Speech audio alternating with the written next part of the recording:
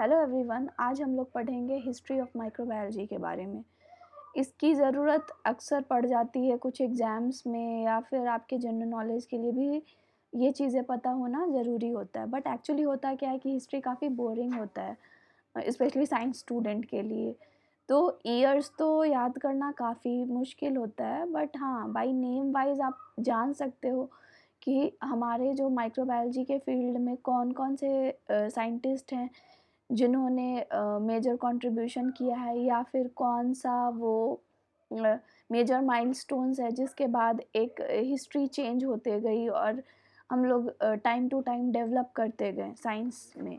तो let's see, इसको मैंने काफ़ी पॉइंट टू पॉइंट बना के रखा है सो दैट आपको काफ़ी ईज़ी हो over the period of time कैसे चीज़ें चेंज हुई माइक्रोबायोलॉजी के फील्ड में और क्या-क्या एडवांसमेंट आया।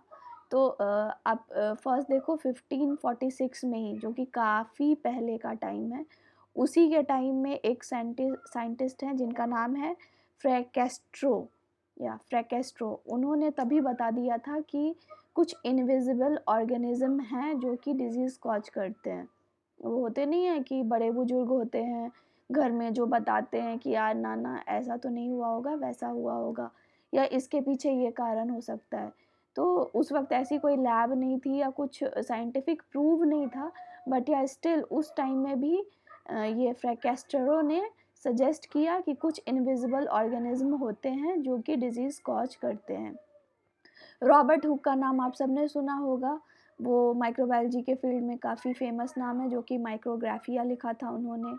उसके बाद आए ल्यूवेनहॉक, जिन्होंने एनिमल्क्यूल्स डिस्कवर किए, जिन्होंने पहली बार देखा कि हाँ, छोटे-छोटे माइक्रोब्स होते हैं। कुछ तो लेंस के थ्रू उन्होंने देखा ये इस चीज़ को। फिर आया ये रेड्डी ने क्या किया, स्पॉन्टेनियस जनरेशन जो होती है मैगॉट्स की, इस चीज़ के लिए बोला कि ऐसा होता है। स्पॉन्टेनियस जनरेशन की थ्योरी क्या है, इसके लिए मैं एक और डिटेल में वीडियो बनाऊँगी, आप वहाँ पे भी देख सकते हो इसको, क्योंकि थ्योरी ऑफ स्पॉन्टेनियस जनरेशन से काफ़ी क्वेश्चंस आते हैं। तो इन सब चीज़ों को थोड़ा डिटेल में स्टडी करेंगे, बट आप नाम से समझ सकते हो कि स्पॉन्टेनियस जनरेशन में कॉन्सेप्ट ये था कि किसी भी नॉन लिविंग थिंग से भी फ्लाई हो या फ्रॉग्स हो, ये सब चीज़ें आ जाती हैं। लिविंग थिंग्स आ जाती हैं नॉन लिविंग थिंग से, स्पॉन्टेनियस। उसके बाद रेड्डी का जो ये थ्योरी था, उसको रॉन्ग प्रूव करने के लिए हमारे सामने आए स्प्लैज़ोनी। उन्होंने फिर क्या बोला कि ये स्पॉन्टेनियस जनरेशन की थ्योरी गलत है, और उसके लिए उन्होंने कुछ प्रूफ भी दिया। बट अब वो क्या प्रूफ्स हैं वो सब हम थोड़ा और डिटेल में देख सकते हैं। बट आप एक वो बोलते नहीं है आजकल बड़ा चला हुआ है क्रोनोग्राफी, समझिए। तो क्रोनोग्राफी ही आप समझिए कि कैसे किसी ने पहले ही बोला था कि कुछ तो इनविजिबल ऑर्गेनिज्म है। फिर रॉबर्ट हुक ने माइक्रोग्राफिया पब्लिश की, उसमें थोड़ा कॉन्सेप्ट दिया माइक्रोब्स का। ल्यूवेनहॉक ने, फिर उसके बाद स्पॉन्टेनियस जनरेशन का जो था कि मक्खियाँ आ जाती हैं ऐसे ही नॉन लिविंग थिंग्स में, अगर मीट कोई सड़ रहा है तो वो खुद से आ जाता है। फिर ये स्प्लैज़ोनिक आया, फिर मिलर आए। मिलर ने क्या बोला कि फर्स्ट टाइम उन्होंने बैक्टीरिया को क्लासिफाई किया। फिर पास्टर आए, उन्होंने फर्मेंटेशन डिस्क्राइब किया। इस फिर ये जो स्पॉन्टेनियस जनरेशन की थ्योरी थी, इसको सबसे पहले अगर किसी ने डिनाई किया विथ साइंटिफिक एविडेंस तो वो थे लुइस पास्चर। उसके बाद आता है कि कॉच जो हैं उन्होंने ये डिमॉन्स्ट्रेट किया कि कैसे एंथ्रेक्स जो है वो एक बैक्टीरिया के थ्रू होता है जिसका नाम है बैसिलस एंथ्रेसिस। तो मेडिकल माइक्रोबायोलॉजी के जो टर्म्स हैं या जो इन्वेंशंस हैं उसमें आप कॉच का नाम काफ़ी सुनेंगे। कॉच पॉस्टुलेट भी होता है जिससे काफ़ी क्वेश्चंस आते हैं। फिर है लेवरेन, जिन्होंने प्लाज्मोडियम की के बारे में पता किया कि वो मलेरिया कॉज करता है। फिर है कॉच ने जेलेटिन के ऊपर कल्चर करना बैक्टीरिया को स्टार्ट किया। लाइक अब जो भी माइक्रोबायोलॉजी की लैब में काम करता है उसको पता है कि अगार की प्लेट होती है और उसके ऊपर आप बैक्टीरिया कल्चर ग्रो करते हो, बट ये सब एक over the period of time धीरे धीरे डेवलप हुआ है। तो कॉच ने सबसे पहले जेलेटिन को यूज़ किया so that we can use it for the culture of bacteria. Pasteur ने फिर एंथ्रेक्स का वैक्सीन बनाया। माइकोबैक्टीरियम ट्यूबरकुलोसिस भी कोच ने खोजा। मैंने आपको बोला ना, मेडिकल माइक्रोबायोलॉजी में आपको ढेर सारी चीज़ें मिलेंगी जिसकी डिस्कवरी कोच ने की है। और 1884 में कोच पब्लिश किया अपना जो कोच पोस्टुलेट के नाम से जाना जाता है। ग्राम स्टेनिंग डेवलप हुई। ऑटोक्लेव, विदाउट ऑटोक्लेव माइक्रोबायोलॉजी में कोई काम नहीं हुआ था। ये भी 1884 में ही हुआ था डेवलप, जो फर्स्ट टाइम बोल सकते हो। फिर ये लुइस पास्चर ने, अभी आपने क्या पढ़ा था कि एंथ्रेक्स की वैक्सीन बनाई थी। अब यहाँ पे आप देखो, इसने कहाँ गया, सॉरी, रेबीज़ की वैक्सीन बनाई। इकोलाई की खोज हुई 1885 में। इकोलाई ना होता तो हमारा मॉलिक्यूलर बायोलॉजी का डेवलपमेंट जो है वो आप बोल सकते हैं। इकोलाई एक मेजर हीरो ऑर्गेनिज्म है, माइक्रो ऑर्गेनिज्म, जो कि एक इम्पॉर्टेंट रोल प्ले करता है कोई भी मॉलिक्यूलर बायोलॉजी के क्लोनिंग के टेक्निक्स में। और 1887 में क्या हुआ, पेट्री डिशेस। आप जो माइक्रोबायोलॉजी लैब में पेट्री डिशेस यूज़ करते हो, वो भी एक साइंटिस्ट के नाम पे ही है, रिचर्ड जूलियस पेट्री। कभी आपने ये सुना था? तो इस चीज़ को भी आप लोग याद कर लेना नेक्स्ट टाइम जब पेट्री डिशेस यूज़ करोगे लैब में, तो आपको ये पता होना चाहिए कि इसकी डिस्कवरी 1887 में हुई थी रिचर्ड पेट्री के नाम पे। फिर थर्ड थिंग है 1887 और 1890 में ये विंगोग्राड्स्की, इन्होंने सल्फर एंड नाइट्रीफाइंग बैक्टीरिया की स्टडी स्टार्ट की। मतलब अभी तक तो पहले स्टार्टिंग में यही हो रहा था कि यार बैक्टीरिया है कि नहीं है। फिर लुइस पास्चर और कोच ने काफ़ी काम किया और ये सब चीज़ें डेवलप की कि over the period of time की वैक्सीन्स डेवलप कर सकते हैं, कौन सी बीमारी किस बैक्टीरिया के कारण होती है, कॉज पता किया। अब दूसरे डायरेक्शन में भी माइक्रोब्स की स्टडी स्टार्ट हुई। इसमें फिर ये देखिए, बेंजरनिक, सॉरी हाँ मेरा भी थोड़ा प्रोनाउंसिएशन गड़बड़ हो जाता है।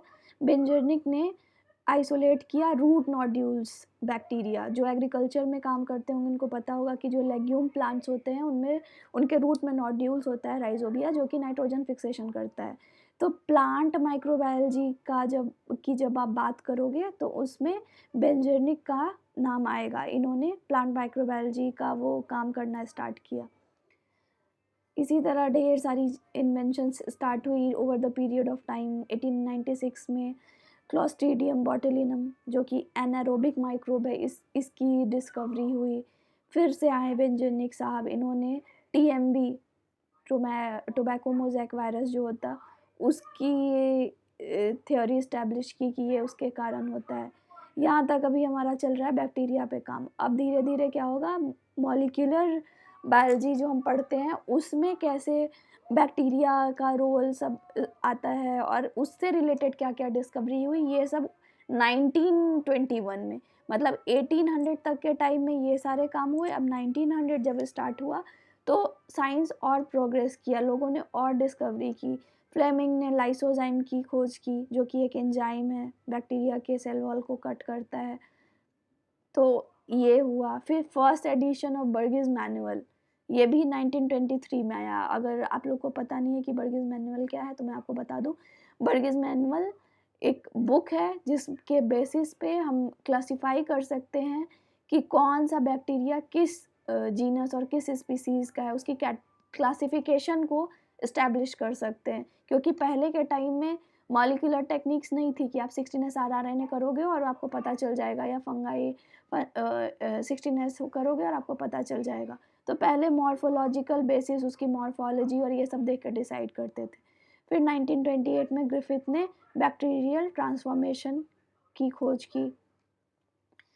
फिर फ्लेमिंग ने पेनिसिलिन की खोज की। ये वैन नील ने फोटोसिंथेटिक बैक्टीरिया। 1933 में फिर से एक बहुत इम्पॉर्टेंट डिस्कवरी हुई जिसका नाम था इलेक्ट्रॉन माइक्रोस्कोप। रस्का ने इलेक्ट्रॉन माइक्रोस्कोप की खोज की थी। फिर आए इलेक्ट्रॉन माइक्रोस्कोप से काफ़ी स्टडीज़ और एडवांस लेवल पे आप करने लगे, क्योंकि जब आप माइक्रोब्स की स्टडी कर रहे हो तो आपको माइक्रोस्कोप चाहिए, और माइक्रोस्कोप जितना एडवांस होगा वो उतना अच्छा। फिर आए वाटसन एंड क्रिक साहब, इसका तो सबको ही पता होगा कि इन्होंने DNA डबल हेलिक्स की खोज की। ये था 1953 में। अब आप देखो जैसे जैसे साल बढ़ रहा है तो मॉलिक्यूलर स्टडीज़ बढ़ गई। जैकब और मोनाड ने लैकऑप रन किया। रिस्ट्रिक्शन एंडोन्यूक्लियस 1970 में, बहुत पुराना नहीं है बट हाँ, लेकिन आप सोचो कि ये एक मेजर ब्रेक थ्रू था जिसके बाद मॉलिक्यूलर स्टडीज़ और एडवांस हुई। कार्ल वूज ने प्रोकैरियोट्स को बैक्टीरिया और आर्किया में डिवाइड किया। पहले था कि प्रोकैरियोट्स मीन्स बैक्टीरिया केवल होता था, बट कार्ल वूज ने बताया कि ऐसा नहीं है, प्रोकैरियोट्स को भी आप दो कैटेगरी में डिवाइड कर सकते हो, बैक्टीरिया एंड आर्किया, क्योंकि दोनों में काफ़ी डिफरेंस होता है। तो उन्होंने 3 डोमेन्स ऑफ लाइफ बताई, प्रोकैरिया, यूकैरिया एंड आर्किया। फिर इंसुलिन, आरडीटी को यूज़ करके, रिकॉम्बिनेंट डीएनए टेक्नोलॉजी को जो यूज़ करके इंसुलिन का सिंथेसिस 1979 में हुआ। स्मॉल पॉक्स की वैक्सीन बन चुकी थी और अब उसको 1979 में बोला गया ये कम्प्लीटली ख़त्म हो गया है। 1980 में फिर से माइक्रोस्कोप बने। चिकन पॉक्स के लिए वैक्सीन 1995 में मिली। मिथेनोकोकस और ईस्ट जीनोम की सीक्वेंसिंग, जीनोम सीक्वेंसिंग का कॉन्सेप्ट आ गया ये 1996 में।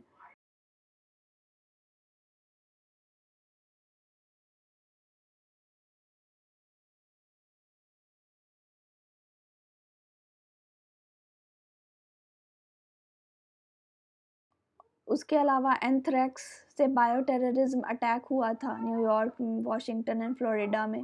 ये भी एक काफ़ी वैसी चीज़ है जिससे समझ में आया कि नहीं, माइक्रोब्स को एज अ बायो वेपन भी यूज़ कर सकते हैं। 2002 में सार्स का आउटब्रेक आया था चाइना में। और अभी रिसेंट तो जो मेजर माइक्रोब का जो आतंक बोलते हैं नेचुरल, वो था दिसंबर 31, 2019 में कोरोना वायरस फर्स्ट रिपोर्ट किया गया वुहान चाइना में। और उसके बाद तो हर किसी को पता है कि हमने क्या फेस किया है। सो ये था एक हिस्ट्री को काफ़ी ब्रीफ में बताने का मेरी कोशिश, सो दैट एटलीस्ट आपको पता रहे कि हाँ, हम किस फेज़ के थ्रू इस मुकाम पे पहुँचे हैं। जब आप फैमिली में भी अपनी हिस्ट्री को जानते हो ना कि हाँ, ये हमारे परदादा थे, ये हमारे दादा थे, ये पापा, ये चाचा, तो आप उसी तरह से समझ लो कि पहले किसी ने बताया, फिर रॉबर्ट हुक ने माइक्रोग्राफिया लिखी, लुईस पास्चर एंड कोच ने काफ़ी काम किया, उसके बाद ये प्रोसेस चलता गया। अगर आपको वीडियो पसंद आए तो प्लीज़ लाइक एंड सब्सक्राइब कर दीजिएगा and thank you very much. मैं जल्दी मिलती हूँ आपके साथ एक न्यू वीडियो के साथ एंड थैंक यू।